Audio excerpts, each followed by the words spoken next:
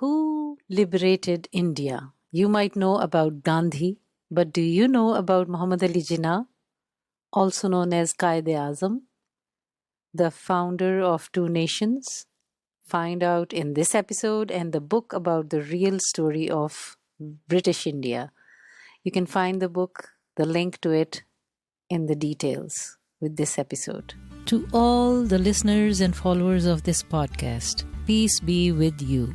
I'm your host Shwa Khan Arshad, and I welcome you to Light Up with Shwa, which is a weekly podcast on conscious living and parenting.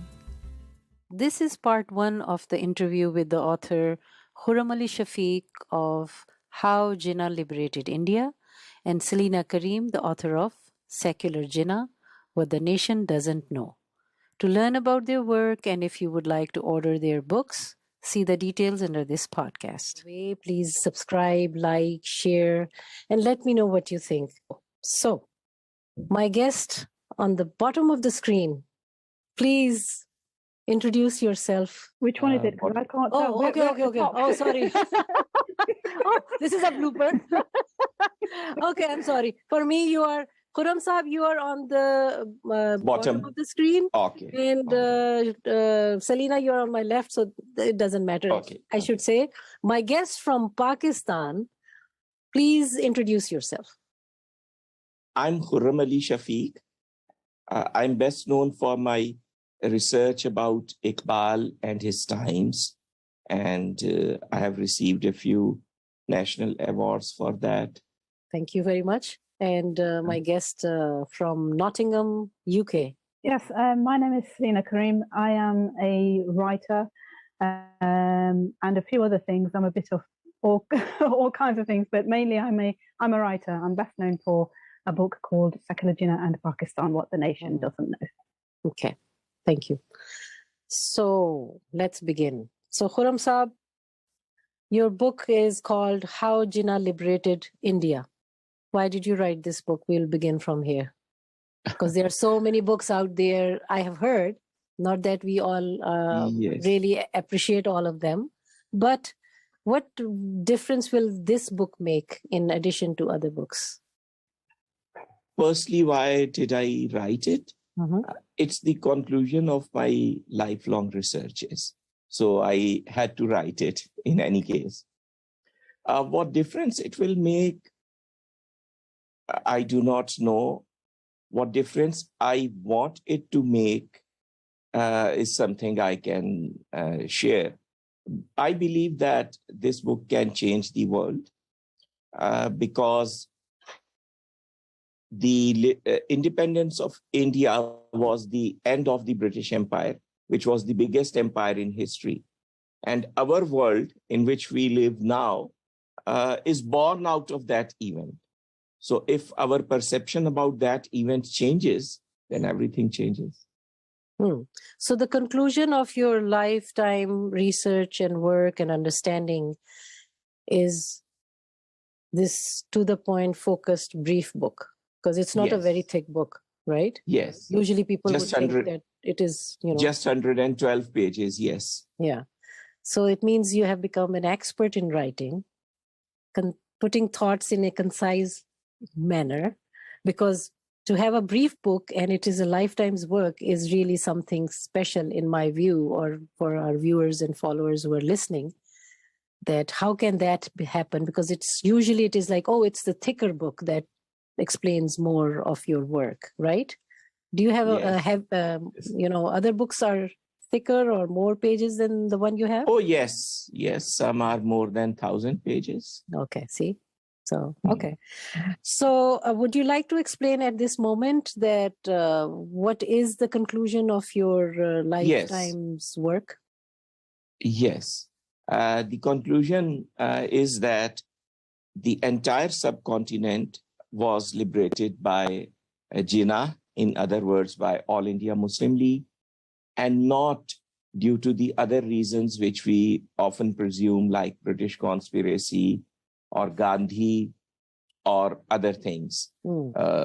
This entire book is focused on proving this one point with evidence, not arguments, evidence that that the entire subcontinent was liberated by Jinnah.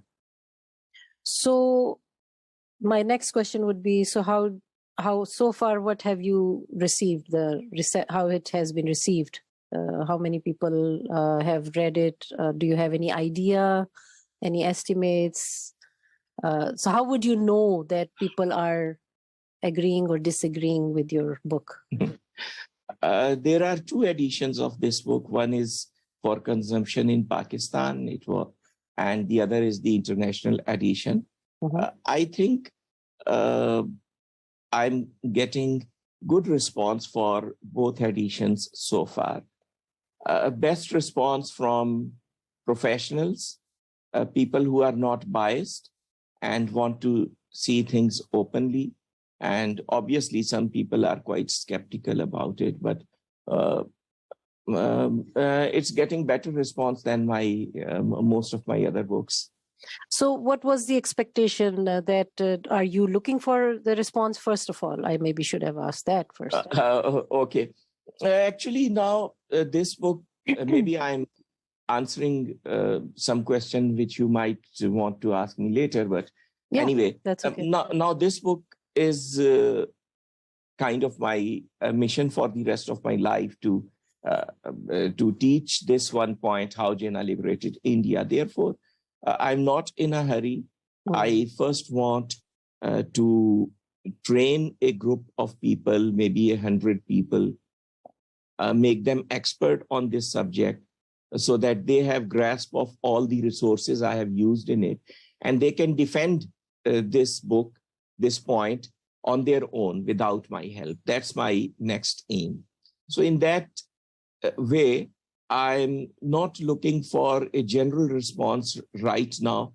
I'm just focused on, am I getting enough people to make that team? And I am. So, okay. So that's good for me. Yeah. So you have 100 people already, or 50? About 50, I would say. Oh, really? That's good. Yeah. That's good. So and counting. So maybe we can talk about,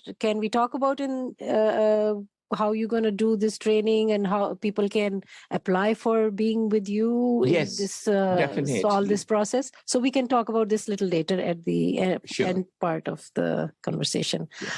Yeah. So how do you overall feel about the book so far? What's your chemistry? Very happy. Okay. Yes, very happy because it's my researches have been completed, and I can write in my normal witty brief style, which I like, but which I could not always do while my research was going on. So I'm feeling very happy. So you're relieved, and you're like at a very good place in life, that you have done a good work. Definitely, yes. And delivered it in the world. Okay, excellent, excellent. So why did Liberated publish your book? Who is Liberated? Is somebody there somewhere? Yes, we have to have this third person who is sitting. Yeah, talk about this. Yeah, Liberated is just the name of the publishing imprint that I use to publish my books initially. And I have had the honour of publishing Khurram Sahib's books, several of them now, and as well as my own. And that's all it is. It's just my imprint. But Liberated as a word comes out of my novel, and it means return to liberty.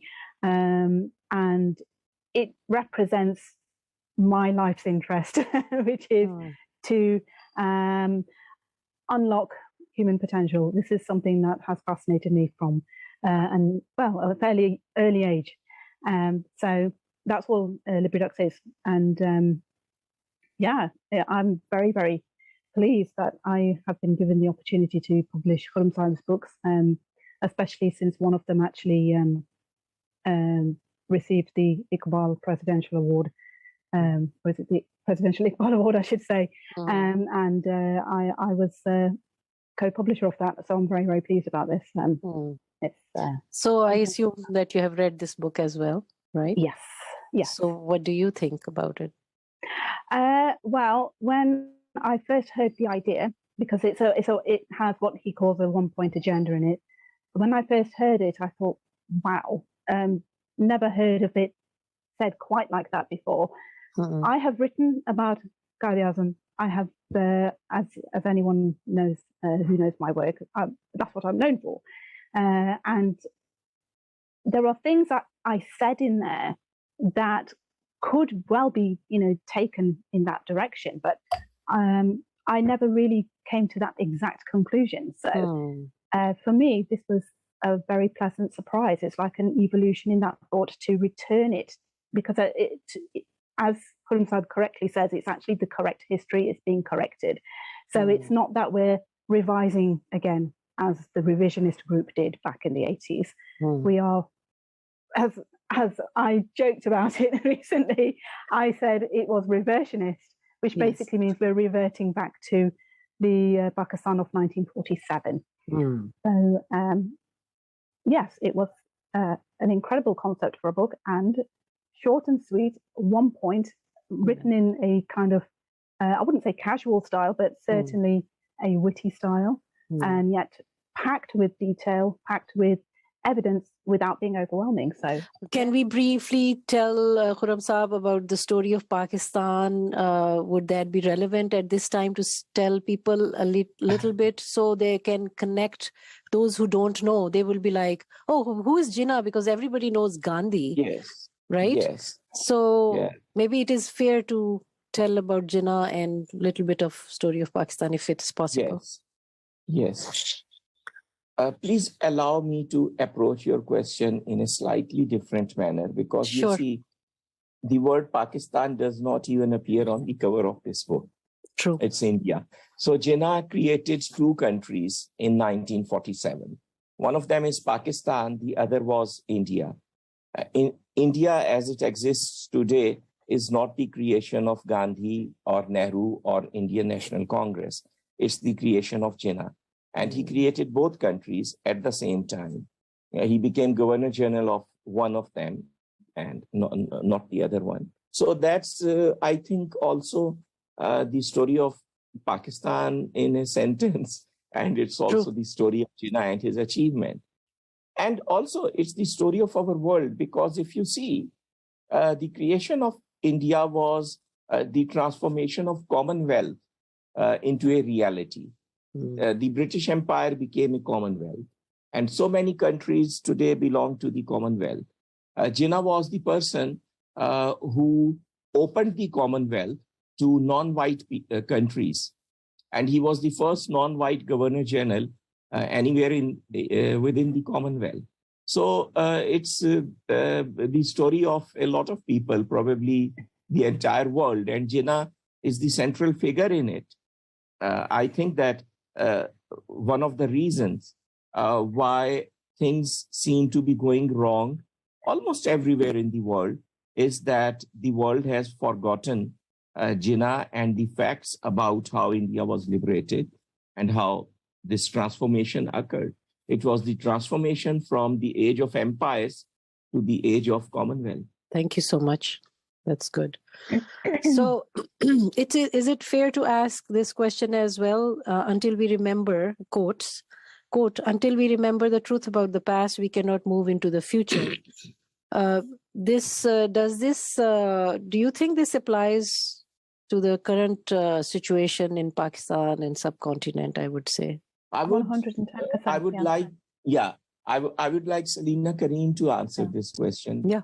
Well, insofar as that quote is out of, well, I think is it from my email?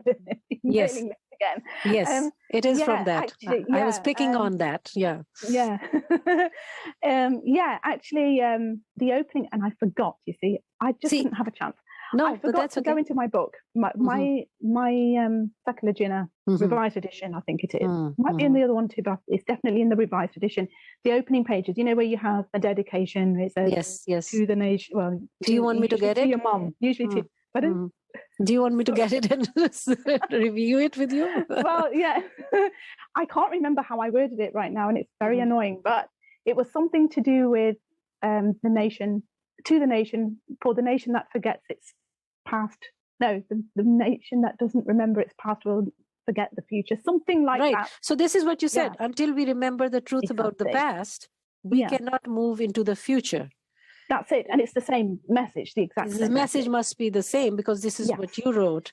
And I So- felt that, you know, Yes. I would like to ask you both, and especially you wrote it in that newsletter. So I wanted Yeah, to. really, the point really being that the story of partition, the story of the liberation of the subcontinent, all ties into this idea of Pakistan. What they call the idea of Pakistan, a lot of people call it ideology of Pakistan, but I prefer the idea of Pakistan. This idea that we can have a spiritual state, something that is, you know, not the usual fare. We talk about things in terms of secular states and religious states and capitalist and communist and the rest of it. But whatever we wanted to do, it was supposed to be different, and fundamentally it was supposed to be spiritual, tying in with our love of our faith, Islam. And that story is so fundamentally at the heart of the Pakistan story that is the reason I wrote that dedication to the nation, as it were.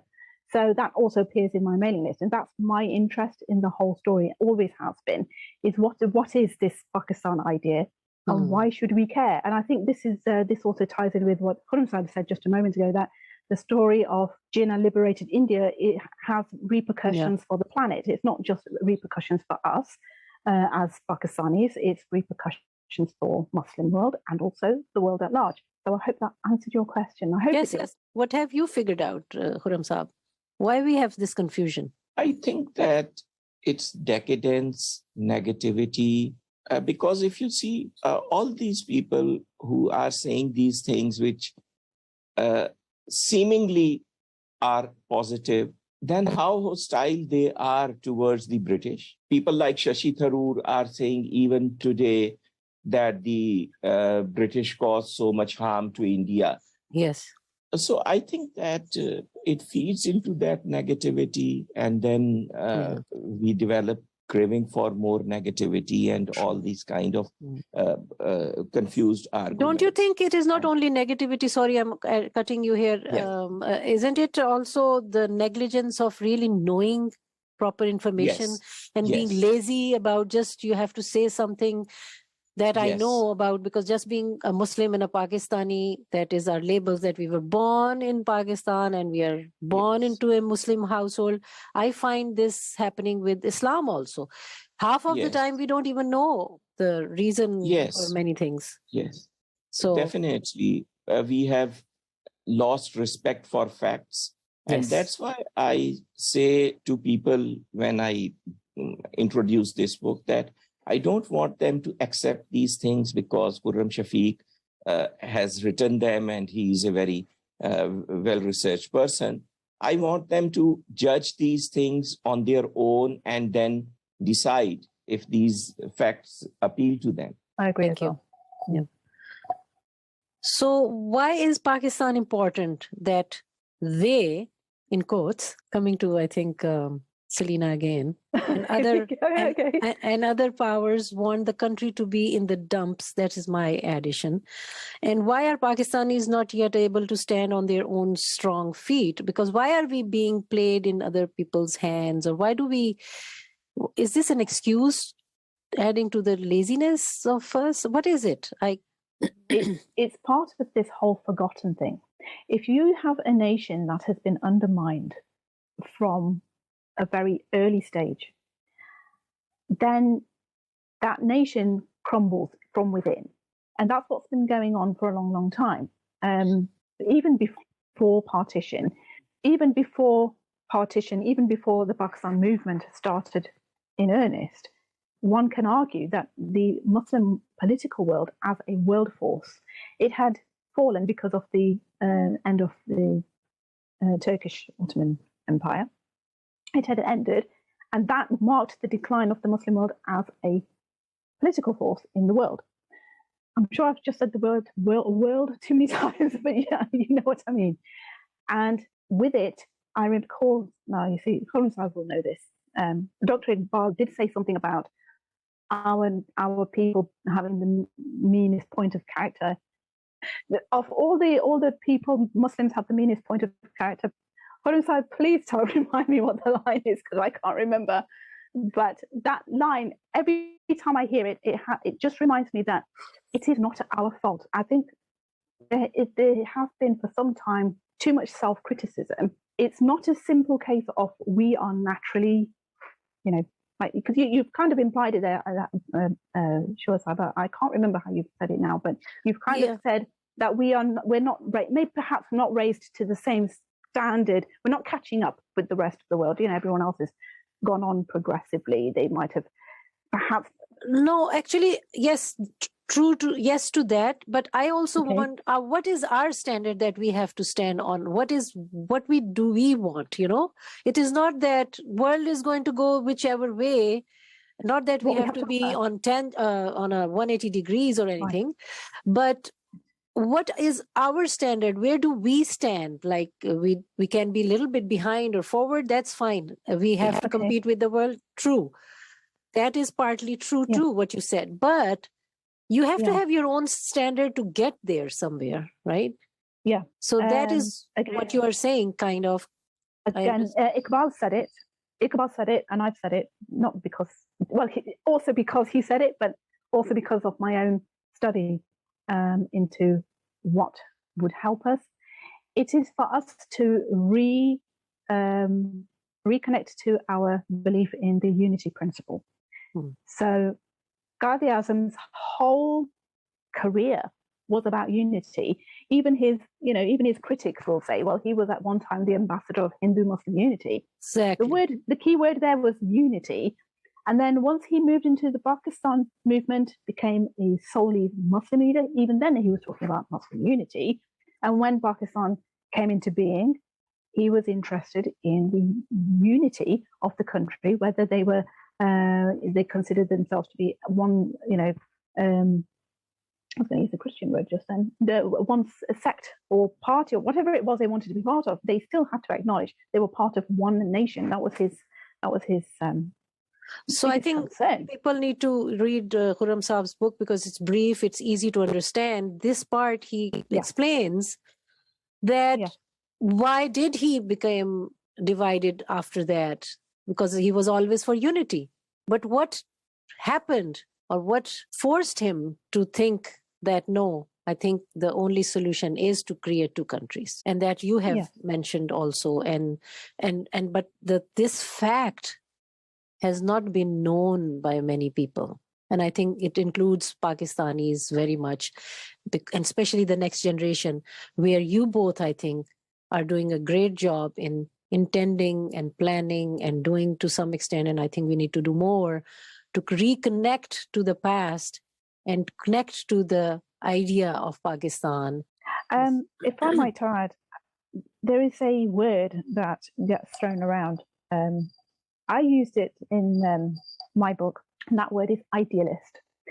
And the word idealist, whenever you hear the word idealist, especially I think in the West, I might be wrong, but it kind of has a negative connotation.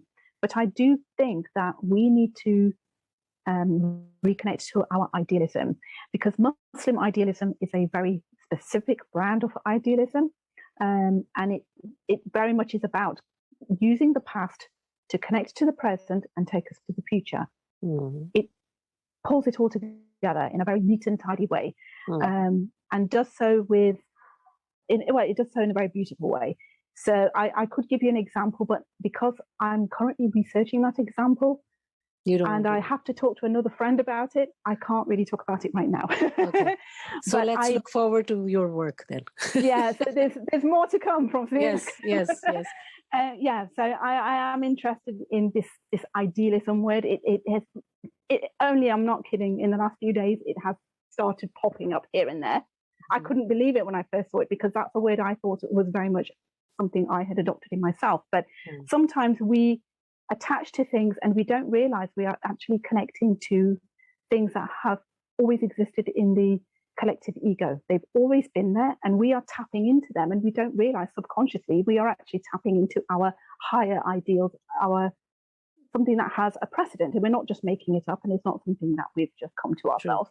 It's always there, and we're just tapping into it. And to tap into it, one only needs to have that positive, what we Muslims call iman. We have to have that. Once we have that, we tap into it automatically. True. So this word idealism is interesting to me at the moment. So I will be talking about this, but not yet. I have to talk to somebody else first. Wonderful, wonderful. Khurram Saab, would you like to say anything about it? I think that this has been an extremely comprehensive answer, and no, I wouldn't like to spoil it by adding anything. Okay, that's so nice of you. That's very sweet. Okay. So any personal thoughts about this book, Saleena or Khurram Saab, other than what we are reading and what we all are understanding? Any yeah, please. Yeah, I'm tempted to interrupt, but if Khurram Saab wants to go first. Saleena, please go first. Well, I was just going to get to the fun part, if you like. I was going to talk about the cover, because that to me personally was a great fun thing to do. Yes, because we talked about it, didn't we? So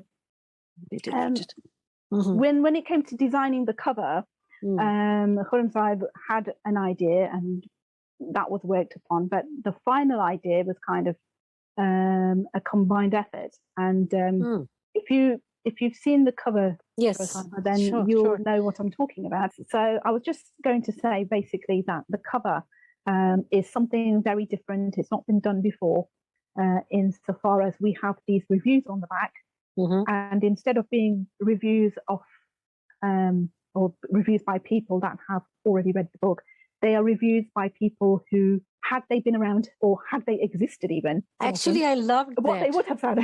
That is so good, very creative, very nice. I like that. So we decided, so you both decided that. So we are talking about the book back cover of the book, the rear cover. The rear cover. So where one would normally find very useful but otherwise very boring reviews, we decided to put in reviews that would have been written had the people who wrote them existed, or if they had been around, because some of them are people who are no longer alive, and some of them are people who are fictional. So we've got anyone from Sherlock Holmes to Quaid-e-Azam Jinnah himself. We decided to just go, and actually each and every one of those choices, they have appeared in the book in some way. Yeah. So they have been mentioned. Right. Sherlock Holmes has been mentioned. Yeah. Gandhi has been mentioned, obviously. Nehru, Quaid-e-Azam, even Bobby Farrell. And Bobby Farrell. So that was really amazing. I mean, did you get both of you? How did you come to it? But actually, I just want to appreciate, very nice idea. Really liked. And Jinnah really had something really good to say about Khurram Saab. I was like, okay.